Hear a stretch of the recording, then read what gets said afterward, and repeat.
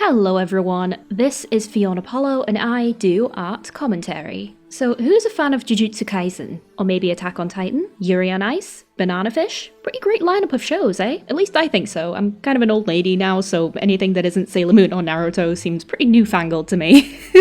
Anyway, all of these anime were produced by one studio MAPPA, a studio renowned for its production quality and impressive roster of anime. To say that MAPPA has had a significant impact on modern anime is an understatement. In the last 10 years alone, they have produced some of the most prolific anime of the 2010s. They may have only worked on the later seasons, but Attack on Titan is more or less up there with the likes of Naruto now in terms of notoriety, and anime like Yuri on Ice felt like a cornerstone for queer anime that is still immensely popular after its run ended. Also, we're still waiting on that movie. But this, unfortunately, is not why I am discussing the studio today. It's very easy to have rose-tinted glasses on when thinking about what goes on in Japanese workplaces, since it often gets conflated with the more palatable side of the country that gets fed to us in the West. But the fact of the matter is that work culture in Japan is horrifying, and for animators especially, despite the sheer abundance of anime and media properties coming out of the country, it is the absolute worst. This includes issues such as unpaid overtime, ridiculous expectations for how much work you are expected to do within a very short deadline, nonsensical workplace regulations such as not being able to leave until your superior does, and even sleeping at your desk and just not getting to go home. If you thought going to Japan and becoming an animator and living your dream creating tons of cool anime is the peak of your ambitions, like I did in high school, you might want to reevaluate that for a moment. I know people have managed to do that, but it's definitely not a guarantee by any stretch. And this has come to a bit of a head at MAPPA where there has been what is being referred to as a production meltdown. Animators are fed up with it all and have all but essentially halted production on Jujutsu Kaisen in relation to how badly they're being treated. And I have to say this when it comes to these situations, but just like many creative industries, as well as in a vast amount of countries, these are not unusual practices. It's not unusual for animation, it's not unusual with webcomics or games or many other creative fields. And I honestly can't tell anymore whether the growing amount of coverage on it is actually doing anything, but considering how much I care about it, I want to talk about it anyway. So today I'll be looking into Studio MAPPA, the timeline of productions, what led up to this specific incident, and what could potentially happen for these animators as well as Jujutsu Kaisen and other productions. If you like what you're hearing, please consider liking and subscribing. I talk a lot about happenings within animation, comics, and general internet culture. Please note that the majority of what I say in my videos is purely speculative unless evidence is given to state otherwise, and I'm also just one person producing these things, so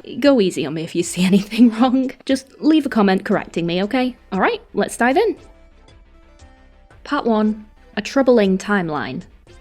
So who are Studio MAPPA? The studio was established on June 14th, 2011 by Masao Maruyama, who was a co-founder and former producer of Madhouse. According to Ben Barnhart, writer of the article The Story of MAPPA Studio, Legendary Japanese Animation Company, Maruyama is regarded as one of Japan's most experienced and adept producers, with a knack for finding and encouraging talented directors and key animators. His career at Madhouse was an illustrious one, but eventually the company grew and changed to become something more corporate than Maruyama was looking for. Maruyama wanted to work in an environment that offered more creative freedom. This desire led him to break away on his own to launch the MAPPA Studio. In a somewhat ironic turn of events, MAPPA's success would lead it to grow and become a more pressured workplace with many of the same problems as Madhouse faced. Madhouse was attempting to create Sunao Katabuchi's film in this corner of the world, but due to financial difficulties, Maruyama and Katabuchi established MAPPA in the hopes of producing the film, but only managed to release it 5 years later despite forming a new studio. So in the meantime, MAPPA got to work on other productions as well. So we already have a bit of an indicator regarding how this studio operates from the jump. It was created seemingly out of a desperate necessity to produce even its first film. It's also very interesting to note that Maruyama actually created MAPPA in order to escape the more corporate side of the industry, but as the company continued to accumulate success and just kept growing, it ended up coming back around to that anyway, and in 2016 Maruyama eventually stepped down at age 75. He was replaced by Manabu Otsuka shortly after. Running parallel with this change in leadership, the first huge breakthrough the studio had was Yuri on Ice, which not only became a hit in Japan, but internationally as well. Thanks to its positive and unabashed portrayal of LGBTQ relationships and discussion around mental health, the anime won over many fans the world over. But even despite that, the working conditions that people have recently come to associate with the studio have always been there. Reports looking into the working conditions on Yuri on Ice were described as far from ideal, with very tight deadlines being one such issue throughout. But even despite that, the hard hard work exhibited by animators, producers, and the like was what was being seen by thousands, if not millions of viewers, and this meant that the demand for more just kept coming. Following this success, Katabuchi's In This Corner of the World finally released in 2016, and despite all of its delays, is regarded as one of the studio's best works. The film received critical acclaim and won a number of awards both in its home country and internationally. This trend of commercial successes continued on right through to 2020 with many other titles including Banana Fish, Dorohedoro, The God of High School, and the later seasons of Attack on Titan, taking over production from Wit Studio. You have to admit, that is a pretty intense lineup, and I didn't even mention Chainsaw Man, which is also amazing. And MAPPA has absolutely delivered in terms of quality and hype for these series. But the issue still remains that the studio experienced rapid growth and success very quickly, to the point that there has been no adjustment period for the people responsible for making that happen. And from the sounds of it, there hasn't even been much in the way of compensation either. The harsh working conditions reported on regarding Yuri on Ice carried over to practically every other production as well, and creative teams have just been saddled with a mountainous workload that really should have been better organised as all of these productions continued on. Animators, directors, and the like have experienced long working hours, high expectations, and abysmal pay for what they've been pushing out. Even from the first few productions,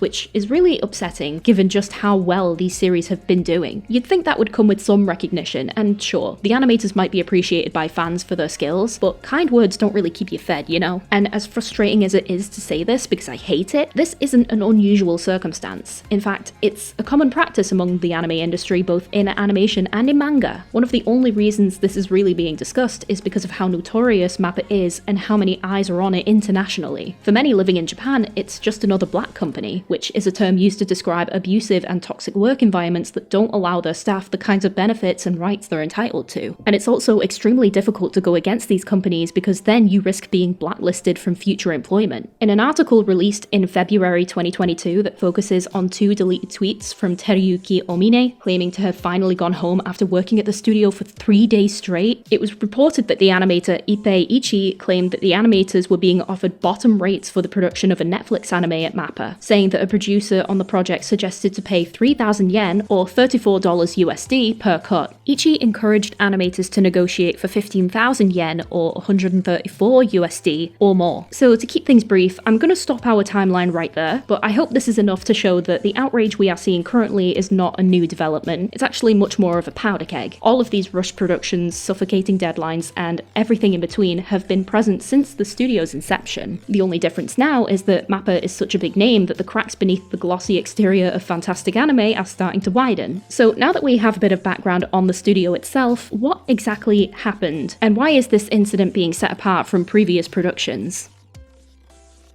Part 2. The boiling point.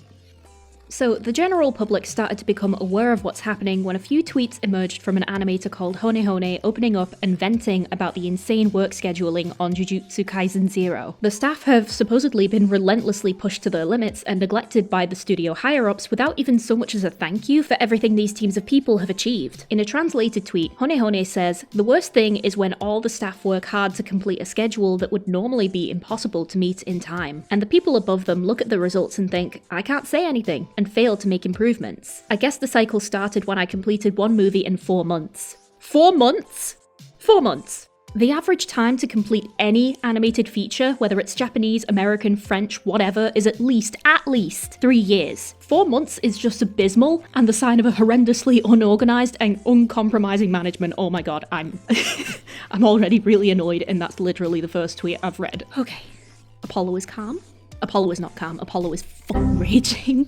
But let's move on. The staff apparently requested delays to the production numerous times, but these requests were often ignored or outright denied. And a likely reason for this is TV slots are both expensive and also really difficult to renegotiate. But considering how everything is now spiraled, maybe they should have just taken that out. Another factor is that Studio MAPPA is not the only company responsible for scheduling and distributing Jujutsu Kaisen episodes. Toho and Shueisha are also involved, and unless the majority from each company vote to push the production back, there won't be any changes on that front. It's also been Kevin stated that an animator called Tsushihami Itsuki, aka Miso Online, retweeted some of the old tweets criticizing MAPPA. Unfortunately with this though, the screenshot I have neglected to show the tweet translations, so unless you can read Japanese, I wouldn't take that one as gospel. Looking at some other recent tweets from Miso as well, they seem reserved about saying too much in relation to the studio negatively, so I'm reluctant to say that they are contributing to the disdain shared by others, though it did feel worth mentioning them as they are an animator on the show. According to Enrico Nobili, an animation director and key animation corrector on the latest episode, despite how well episode 17 was received by fans, they stated in a tweet that episode 17 of Jujutsu Kaisen is not finished. I am happy so many people are liking it, but I wish the staff had been able to finish it. As it stands right now, what is present on screen is 30% of the intended vision. I am so frustrated over it. I wish there was more time to finish more scenes. As it stands right now, there are too many errors for me to find any enjoyment in the episode. This is pretty disheartening. Like, obviously with it being so well received by fans, they probably won't notice the majority of the errors Enrico might be speaking of, but when you're a creative, it's pretty regular for us to pick apart and exaggerate every flaw within our own creations. But the thing that worries me about this is the potential aspect of quality control surrounding the work being produced. Let's be honest, Jujutsu Kaisen's production value is stunning, and the reason for that is because many animators know just how competitive their field is, but also the opportunity to showcase your skills even if you may be pushing above your pay grade is a matter of personal pride. The issue with this though is that there are many people, and a good many of these people will be your superiors, who wish to abuse that fact. But even in a shitty situation, people want to be able to show what they can do and to share their achievements with people, and that's what also makes this whole situation so upsetting, because these animators are probably burnt out to hell. If this is what they're producing while overworked, on minimal sleep and twitching with stress, just imagine what they could be capable of if they were treated well. That's what really gets me here. These are talented people who are basically getting the life sucked out of them. I don't think that concept has escaped their notice either, as a tweet from Ukubo Shinsuke, director for episode 12, stated the production desk just abandoned their duties. It's over, indicating that people are literally just walking away from their desk and abandoning their work. And with everything observed here, who can blame anyone for making that choice? However, that's not to say that the people who chose to stay should be condemned. As mentioned before, it's very difficult to go against a company that has the capacity to blacklist you from an entire industry, and this is an issue that is also still present in other parts of the world as well. Not just in Japan, America, Korea, and other countries have a huge problem with this as well. Kevin, who runs the Sakuga blog, and who has spoken extensively on this issue in the past, tweeted the following: "Reminder that if you hire teams of young, materially ambitious creators because you want to exploit the bombastic appeal of their work, it's not their failing if it becomes impossible to comply with your studio's pathetic planning. They don't doom the schedule. It already was. Scoping's a good quality in team projects that takes time to hone, but these people aren't hired to be efficient. You're putting them in super high-profile projects with immense expectations, pushing them to constantly go all out. That's actually what kept the precarious balance. They go all out because of their pride as artists, for the sake of their resume, because they want to help friends, and because that's their mindset. It's the damn reason they're there, and what brute forces episodes that on the surface are very impressive despite the schedule. But that only works to a point, and they've found the hard limit. There comes a time when you can't conjure an episode out of nowhere, and it's not these creators' fault that it's fallen apart. It's thanks to them that it's taken so long to happen. Blame the right targets. And also, if in this process you trample over that artistic pride by only caring about cold numbers and wasting people's efforts, don't even respect proper crediting, and screw over those friends, do not fucking wonder why all the team is currently putting you on blast publicly. It's a very tricky situation, and the unfortunate reality for these teams is that in a lot of ways, they're pretty much damned if they do and damned if they don't. So I can pretty much see why some of them would just up and walk away from their desks or vent their frustrations online and risk the consequences. And those consequences should not be things that these people have to worry about. They shouldn't have to bite back against ridiculous demands or feel that they're being crushed under someone's heel. It's not fair. And no one across the entire globe should have to deal with these kinds of conditions in any kind of profession. I know how much people love these series that this studio has brought to us, but I wish there was more awareness as to where they come from and less of a demand for things to be relentlessly pumped out. It's not like the demand for more will ever stop, and it's also pretty much a fact that waiting for something can be just as, if not more, gratifying than having it right away. It's the same with all of these algorithms on social media or entire seasons being dropped on streaming services. All it does is create a lightning fast dopamine hit, bloat people out, and then they forget about it immediately. Something about the way media is crafted and consumed needs to change, otherwise situations like this are just going to keep happening.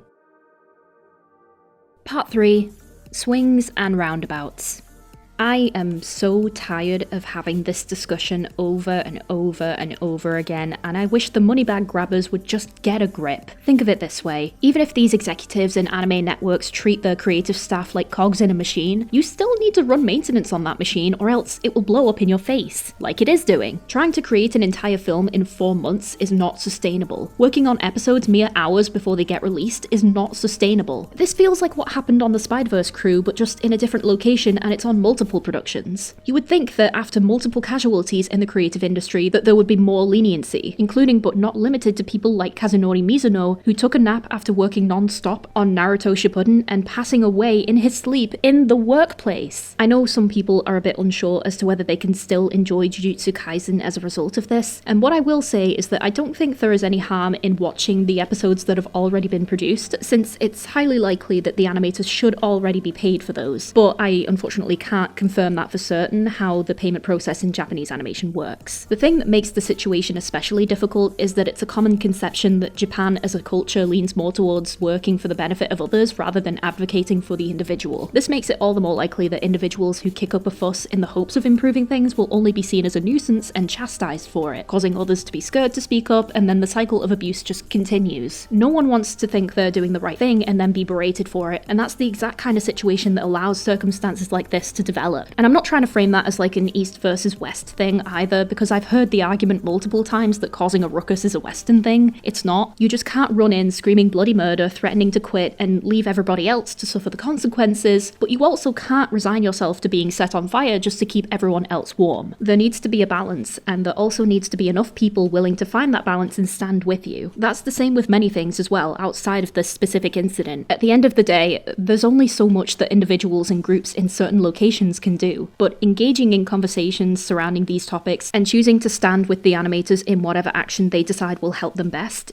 is a good start. Anyway, that's all from me, I think. Thank you so much for watching, and if you liked what I had to say, then please consider liking and subscribing. How do you think these things will progress from here? Do you think MAPPA will make changes? Do you think things will get worse? Please let me know. I'm actually really interested how people think this will develop. Stay safe, everyone, and I will speak to you soon. Bye!